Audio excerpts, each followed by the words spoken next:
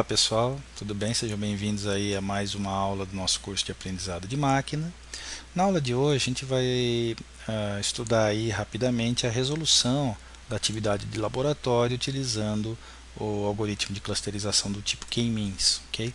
Então o que nós vimos aí, a partir da carga das bibliotecas mais utilizadas, o NumPy, a Matplotlib para a gente plotar os nossos gráficos e o Pandas.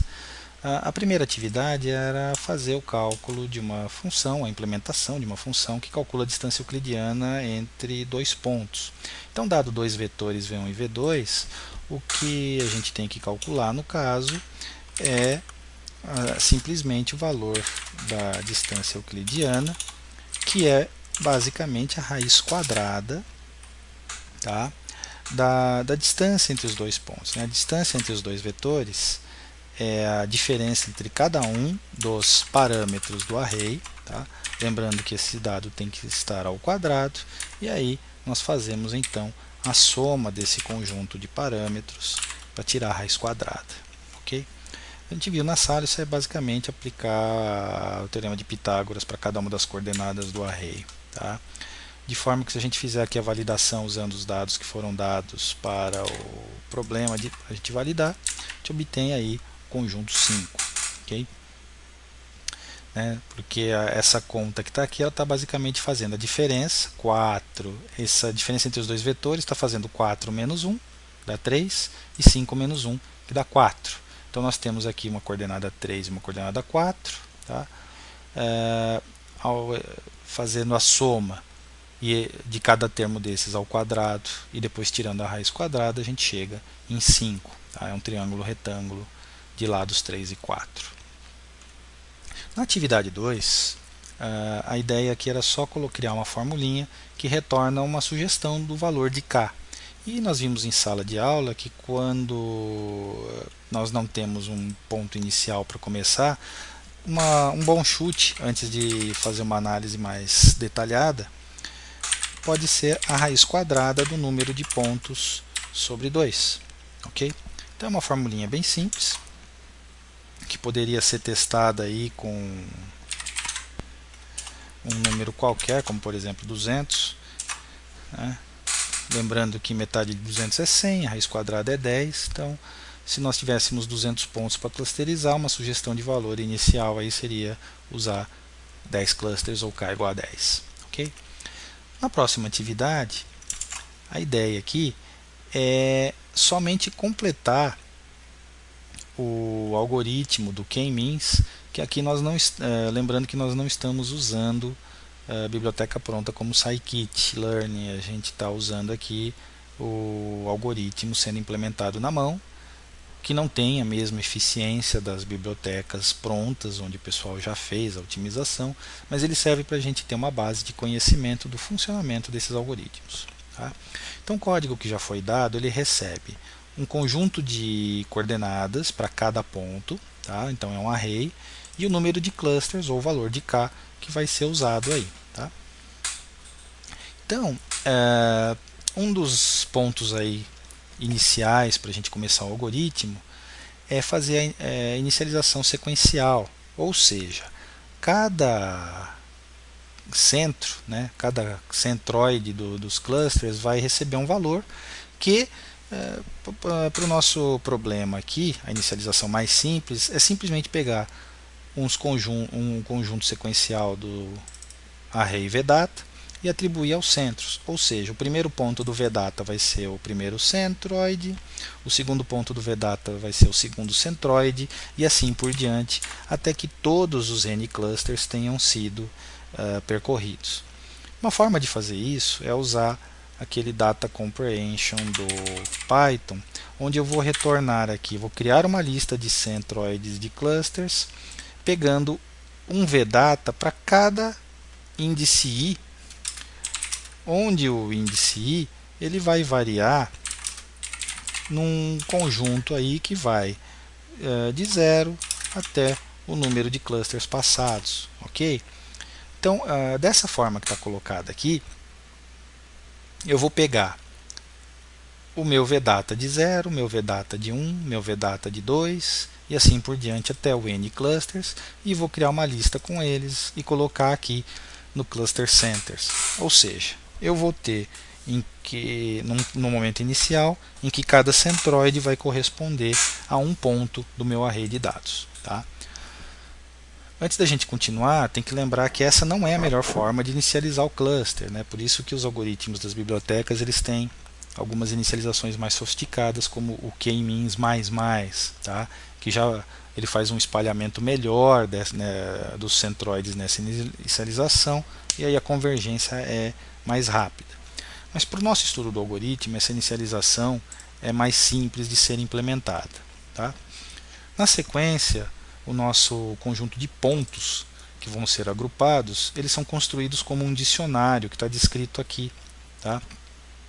Em que a chave point vai conter as coordenadas do ponto, a chave cluster ID a gente está inicializando com -1, mas ela vai conter o identificador do cluster, que vai ser gerado, e a gente tem uma chave center coordinates, que é a coordenada do centroide do cluster a qual pertence esse ponto, ok? Que a gente está inicializando aí com 0 também, todas as coordenadas iguais a 0, por isso que eu multipliquei ela pelo point. E a gente está criando aqui uma lista desses dicionários. Notem que tem aqui um colchete, nós estamos criando uma lista de dicionários para cada ponto que foi passado no VData. Tá? E aí essa lista de vPoints, né, essa lista de dicionários é que vai ser usada aí no nosso algoritmo. Tá? Então aqui tem um flag para identificar o critério de parada, lembrando que o k-means ele só para de rodar quando os centros param de ser atualizados, ou seja, quando não há mais mudanças nos clusters. Tá? Então inicializa o flag aqui, começa o nosso laço. Assim que a gente entra, nós desligamos o flag. Tá? Então daqui para baixo, se ocorrer alguma mudança de posicionamento no cluster, aí o flag vai ser religado. Ok? Então aqui a ideia é, para cada ponto dentro do nosso vetor de pontos, a gente vai calcular a distância entre aquele ponto e os seus respectivos centroides. Lembrando que os centroides eles já foram inicializados aqui. Tá? Então o que a gente tem que calcular basicamente é a distância euclidiana, tá? Que está naquela função que nós já definimos, entre cada ponto. Tá? Lembrando que os pontos eles estão já sendo iterados aqui. Então a gente tem um data point, e o data point por sua vez ele é um desses dicionários. Então nós queremos as coordenadas de cada data point, que é dada pela chave point, ok? Então nós queremos a distância euclidiana entre um ponto e o seu centro. Tá? Agora, como é que a gente identifica? Nesse momento a gente não sabe qual é o centro mais próximo, porque nós estamos passando na fase de atribuição.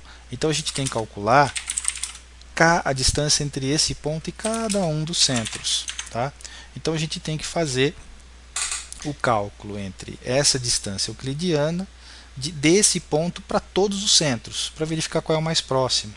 Então, como eu vou ter que fazer uma iteração entre todos esses pontos, uma das formas da gente fazer isso é criar então uma lista, ok?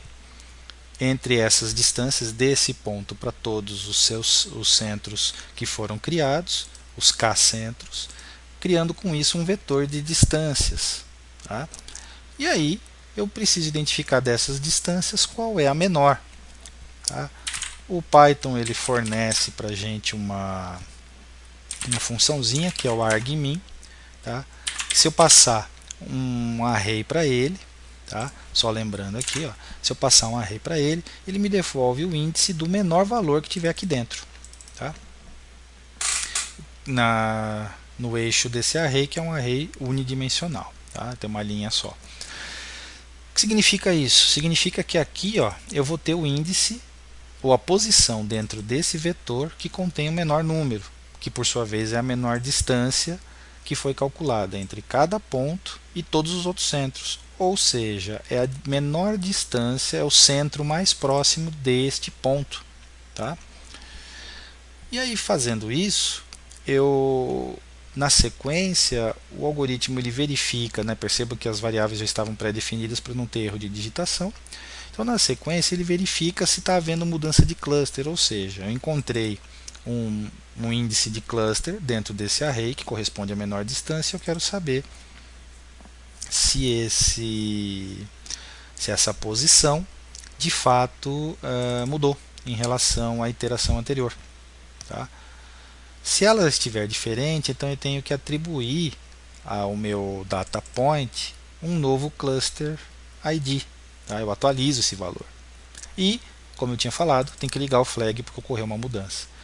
Quando os clusters, os centros dos clusters estabilizarem, esse cálculo aqui vai produzir o mesmo resultado de cluster index para um determinado ponto. Então aí não vai cair nessa condição, o flag vai permanecer desligado. Se isso acontecer com todos os pontos, o algoritmo então encerra por causa desta condição aqui em cima. Tá? Então, após essa fase de atribuição e redistribuição, é necessário recalcular os centroides, tá? Que eram as duas fases do K-means. Então, agora a gente tem que calcular o centro de cada cluster. Uma vez que a gente criou um ID para cada ponto, a gente tem conjuntos de pontos com IDs em comum. Então, a gente vai pegar todos esses pontos que têm um ID em comum e vai calcular a média desses pontos para poder gerar o cálculo do centroide daquele cluster. Tá? Então vamos ver como é que foi feito isso aqui. Ó. Nós pegamos o nosso array, a nossa lista de centroides, né? Lembrando que isso veio aqui em cima, né? Os centroides. E nós fizemos aí o enumerate para poder fazer então a iteração usando o índice dessa lista e o valor do dado correspondente ao mesmo índice. Então nós temos aí os dois valores já separados. Tá? Por que nós fizemos isso? Porque aqui esse parâmetro cluster data ele foi criado da seguinte forma. Né? Lembrando que no Python você tem várias formas de fazer isso e aqui está sendo feito usando também o list comprehension com uma condiçãozinha aqui. Tá? Então olha só, vamos entender o que está acontecendo aqui nessa linha. Para cada ponto, para cada conjunto de coordenadas de um determinado ponto, onde o ponto é um elemento do vPoints, que é o nosso conjunto de pontos passado aí pela função, tá? Construído, né, a partir dos dados passados. Então, para cada ponto no nosso vetor de pontos, se o cluster ID daquele ponto, ou seja, se ele pertence a um determinado cluster, que é dado pelo cluster index, tá? Ou seja, suponhamos que a gente esteja trabalhando aí com K igual a 3, ou seja, 3 clusters. Esse cluster index ele vai variar de 0 a 2, 0, 1 ou 2, porque vai ser o conjunto de centroides que nós temos, 3 centroides, 3 clusters. Então, nesse pedaço aqui ele está verificando qual é o ponto do vPoints que tem um cluster ID igual ao index da vez. Então, quando esse index for 0, ele vai verificar todos os pontos cujo index é 0 e vai então retornar este valor para o cluster data, formando uma lista. E o valor que ele retorna é basicamente as coordenadas do ponto. Ou seja, após essa linha, o cluster data possui uma lista de coordenadas de pontos que pertencem a um mesmo cluster. Qual cluster? O cluster index da iteração da vez. Tá? Então isso aqui vai no primeiro momento ter todos os pontos com cluster index igual a 0, depois com cluster index igual a 1 e depois com cluster index igual a 2. E assim por diante. Tá? Eu estou citando um exemplo com K igual a 3. Ou seja, é um filtro, né, que foi feito aí usando o list comprehension. Tem outras formas de fazer isso, usando outras funções do Python, mas o foco é entender o funcionamento do algoritmo. A ideia aqui agora era simplesmente implementar o cálculo do centroide desse cluster. E o cálculo do centroide do cluster, que vai ser atualizado né, a gente vai atualizar o cluster centers daquela posição em questão com um novo valor, ele é simplesmente, como a gente já havia estudado, a média dos pontos que pertencem a um cluster. E a média dos pontos que pertencem ao cluster é a média dos pontos do cluster data que a gente acabou de filtrar. Com um pequeno detalhe, que nós temos que passar aí para a função, que ele tem que fazer essa média usando os parâmetros nas linhas, tá? Porque esse vetor cluster data, cada posição do cluster data é um array de dados. Então a gente quer alinhar todos esses dados e fazer a média aí dos pontos em cada coluna, né? Perdão, né? Eu tinha falado linha, mas o axis igual a zero em cada coluna, ou seja, ao final desse cálculo a gente tem um conjunto de coordenadas que representa um centro e nós armazenamos ele na posição dada pelo cluster index, ok? Então, após a realização dessas rodadas, né, para todos os clusters, ele termina a atualização, ele volta aqui para cima e repete o algoritmo. Tá? Isso vai acontecer até que essa condição se torne falsa sempre, e aí esse flag não é mais ligado, o algoritmo termina, como eu havia mencionado, e aí nesse caso aqui embaixo o algoritmo só prepara o retorno. Tá? Para cada ponto dentro do vPoints, ele atualiza então as coordenadas do centroide de cada ponto, né? Só faz sentido fazer essa atualização depois que o algoritmo termina, já que os centros agora estão estabilizados. Então, lembrando que aqui era um dicionário, né? A gente tinha visto aqui em cima. Então, cada ponto tem uma coordenada do seu centroide. Então, eu vou atualizar essa coordenada justamente com o conteúdo do cluster centers. Qual posição do cluster centers eu tenho que pegar?